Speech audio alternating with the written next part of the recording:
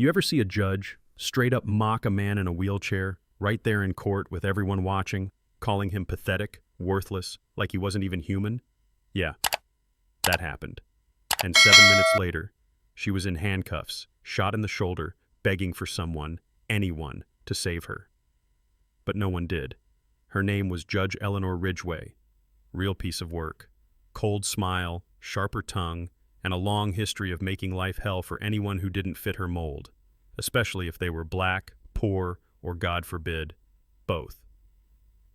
That morning, courtroom 6B was packed. People came in for a quick trial, expecting to be out before lunch. What they got instead was something no one would forget. The defendant? A black man in a rusted-out wheelchair. Name on the docket was Mason Levingston. Quiet. Didn't say much. Just sat there, hands folded, like he'd already accepted his fate. But Judge Ridgway? She didn't just see him. She targeted him. She leaned forward from the bench, voice all smug and syrupy, and said, well, what do we have here? A crippled thief? Can't run from the law, so you roll instead? Some people laughed. Even a couple of jurors cracked a grin like they were in on some private joke. Mason? He didn't flinch. She kept going, tapping her gavel like it was a toy. Men like you are always the same, always causing trouble, leeching off society, and now look at you, sitting there like some wounded animal. Gasps in the courtroom. Even the prosecutor looked stunned. But Ridgway just smiled, like she was proud of herself. Then she raised that gavel and said it. You're guilty, as if there was any doubt. That's when Mason did something no one expected. He stood up, not stumbled, not struggled, stood, smooth, controlled, and tall. The room went dead silent. The same jurors who were snickering, their jaws were on the floor. The bailiffs tensed. Ridgway? She went ghost white. You could see the panic crawl across her face. Mason took one step forward, his voice calm, clear. Judge Ridgway, allow me to reintroduce myself. Then he reached into his pocket, pulled out a badge, and said 7 words that flipped the whole damn courtroom upside down. I'm Special Agent Mason Levingston, FBI. You could have heard a pin drop. Ridgway stumbled back in her chair, eyes bulging, breath short, lips trembling. What? But Mason wasn't finished. He looked her dead in the eyes. You are under arrest for corruption, abuse of power, and repeated civil rights violations. The evidence is overwhelming. And right on cue, FBI agents kicked the doors open, guns drawn, commands flying. Judge Eleanor Ridgway, hands where we can see them. The same woman who just 5 minutes ago called someone useless, now looked like a caged animal. She reached for something, anything, but the room had turned. Her bailiffs froze. Her clerk backed away. She panicked, ran for the side exit, heels clacking across the polished floor like gunshots. But the door? Locked. She spun around, and that's when she saw it. One of the young bailiffs, his hand still on his holster. She lunged, ripped the gun from his belt with shaky hands. "Mason, duck!" someone yelled, but Mason didn't move. He stared her down, calm as ever. "Don't do this," he said. "You're only making it worse." She screamed and pulled the trigger. Bang! Except it wasn't her shot that landed. An agent had fired first. Clean hit, right in the shoulder. She collapsed, gun clattering to the floor. No one cheered. No one moved. Everyone just stared. Now here's the twist. This wasn't about one corrupt judge. No, this was a sting operation, months in the making. See, Mason had been FBI for over a decade, took down arms traffickers, cartel middlemen, even a crooked senator once. But this was different. This time he went undercover, faked a charge, played disabled. Got himself assigned to Ridgway's court because the Bureau had received too many complaints, too many whispers. Black defendants getting max sentences on flimsy charges, prosecutors getting insider tips, cops testifying in every trial, always conveniently, and always, the poor and marginalized getting crushed. But there was never proof. Until Mason rolled in. That chair, wired, audio, video, every insult, every illegal comment, every skipped procedure recorded. It took 3 weeks. And in those 3 weeks, Ridgway handed Mason everything. Her bias, her arrogance, her ego. But what she didn't know was that she wasn't the end of the line. She was just the start. See, Someone had been protecting her, pulling strings. Mason didn't know who, yet, but he was going to find out.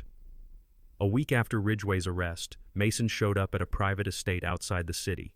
Mansion-sized gates, cameras everywhere. Judge Terrence Hollowell. Now he was the real problem. Sharp, rich, untouchable. And he knew exactly who Mason was. "You're brave," Hollowell said, sipping from a crystal glass, not even blinking. "But you don't know what you've started." Mason stepped closer. "You had Ridgway in your pocket. How many others?"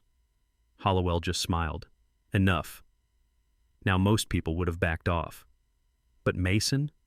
He doubled down. He and his partner, Agent Lila Ortega, decided to bleed Hollowell's network dry.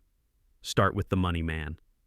A week later, Marcus Duvall, a slick-talking finance guy with a Range Rover and a mouthful of excuses, found himself slammed against a brick alley wall, hands shaking, begging for a deal. He cracked, gave up names, accounts, locations. Then came Damon Carr, Hollowell's fixer, former Black Ops. Ghosted people so clean, their mothers forgot they existed. Mason and Lila infiltrated his compound undercover. It was a fortress, cameras, heat sensors, biometric locks. But they got in. And then, all hell broke loose. Gunfire, explosions, hand-to-hand combat in the dark. Mason nearly got crushed by a steel desk. Lila took down 2 guards with a monitor. They were bleeding, bruised, half-blind in the smoke. But they got Carr. 1 step closer. But Hollowell? Gone. Vanished like a ghost. Until one day, a tip came through. A whisper about Dubai. Private penthouse. Armed security. High-stakes poker games and bribes under the table. Mason knew it was a trap. He went anyway. Midnight. Rooftop fire escape. Black helicopters circling. Inside, Hollowell stood calm. Perfect suit, wine glass in hand, like he didn't have a care in the world. "You here to kill me, Agent?" he asked. "If I was, you'd already be dead." That's when the other helicopter showed up. Not FBI, not Dubai police either. Hollowell's people. They wanted their boss back. Snipers, floodlights, loudspeakers blaring orders. Lisa's voice buzzed in Mason's ear. "Jump to the adjacent rooftop, 15th floor, now." "You're telling me to jump 15 stories in the dark? You want to stay and explain to Dubai why you're holding an unconscious federal judge in a burning penthouse." Fair point. He grabbed Hollowell, still alive, and jumped. Barely made it, skin torn, lungs burning. But the chopper was waiting. And just like that, the monster was in cuffs. Back in the States, the trial didn't last long. The evidence was too strong. Wire transfers, voice recordings, surveillance. Even a video of Hollowell mocking Mason in a back room, calling him a useful pawn, guilty on all counts. And Ridgway? She watched the whole thing from a prison TV. Mason visited her once, one time. She snarled, "You came to gloat?" "No," he said, leaning close, voice quiet. "I came to tell you something." She squinted. "What?" He stood up, no badge this time, no gun, just calm, cold truth. "I don't stop." And he didn't. The system's rot went deeper than Ridgway or Hollowell. There were more names, more judges, more deals. Mason wasn't finished, not even close. Now here's the question. Was he right? Or did he cross a line that can't be uncrossed? You tell me. When the system fails the people it was meant to serve, is it justice to fight fire with fire? Or are we just replacing one kind of power with another? Let me know what you think in the comments. Was Mason a hero or a warning? And if you had 7 minutes with your oppressor in front of you, what would you do? Hit like, subscribe, and let's talk about it.